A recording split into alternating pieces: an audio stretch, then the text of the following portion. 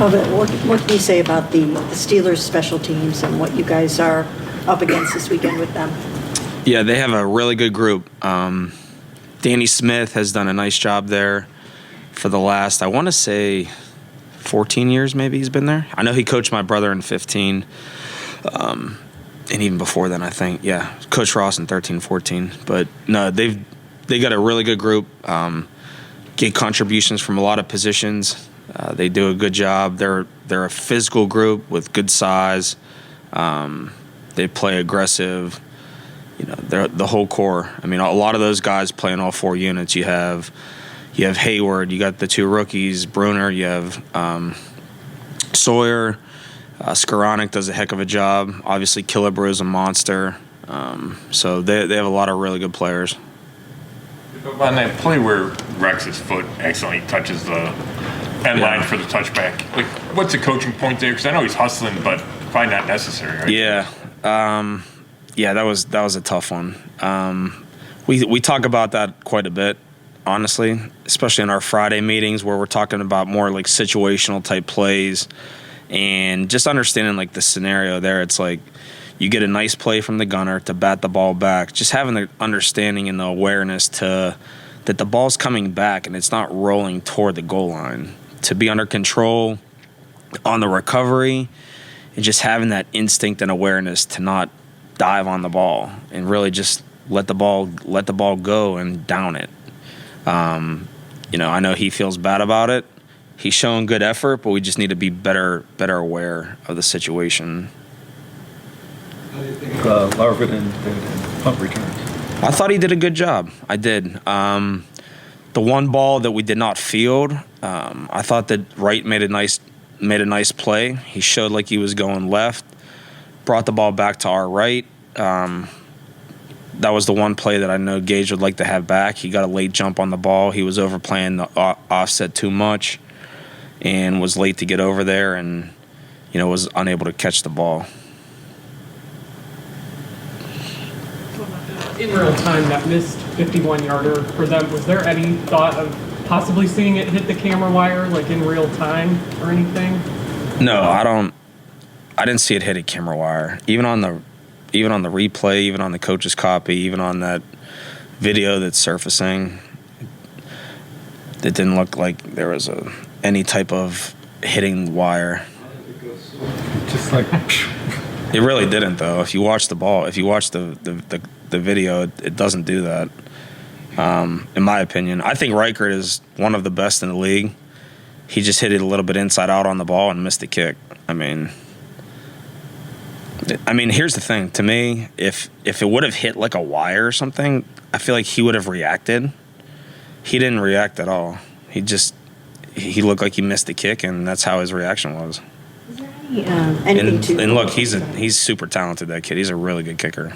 Sorry about that. Is there anything to the kicking ball controversy that's out there this year? Is there a controversy? I mean, so it was voted on in the spring. All the teams approved it. And I know that this has been discussed, but like prior to this season, it's hard on the training staffs or the equipment staffs to prep the balls. You only have an hour to get the balls ready, whereas like the quarterbacks, you just bring those balls to the game and they're already doctored up and they don't have to prepare those balls before the game. So why is it any different for the kickers? So I think that because we have more time to prepare them, you're probably getting better results because the balls are better. But it puts a lot of strain on the equipment guys, honestly, to have to prepare those balls. You get 3 balls to scrub down in an hour. It's hard. A lot of times, like the first 2 balls are good and the third ball is junk. So now at least you're bringing 3 quality balls to the game. You know, with that being said, do you think the ability to kick longer field goals is because more of the balls or just the evolution of the quarterback or a little bit of both? It's probably a combination. It's probably a combination of both. There are a lot of talented kickers in the league right now, though, I will say. Looks like Trey Avery's been making some plays. What can you tell us about him? Yeah, I think he factors on the perimeter. He's got the thing that he brings to our unit is speed. We needed to add that, and he's given us that on the outside. So he's definitely shown up the last couple weeks. He's been a positive light for us for sure.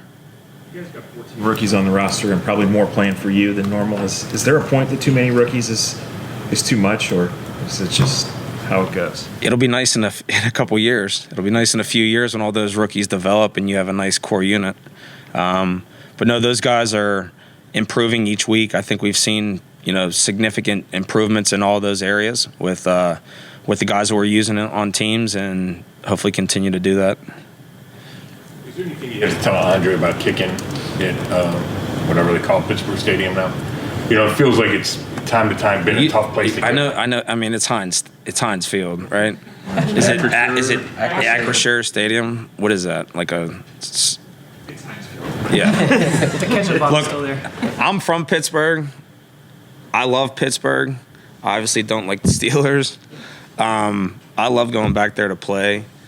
I'm not as relative to the kicking and all that stuff. I mean, we'll get a feel for the wind and stuff when we get there.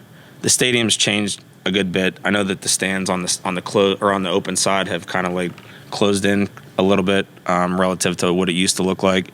But we'll figure it out once we get there. Having a guy like Boswell, how does that change strategy, for a team when the other team has a guy like that? Yeah. No, he's had a great career. He really has. He had a 60-yarder against New York earlier in the season. He's been extremely accurate, especially in the last 3 years. He's over 90%. So he's been a weapon for them. He's really been automatic.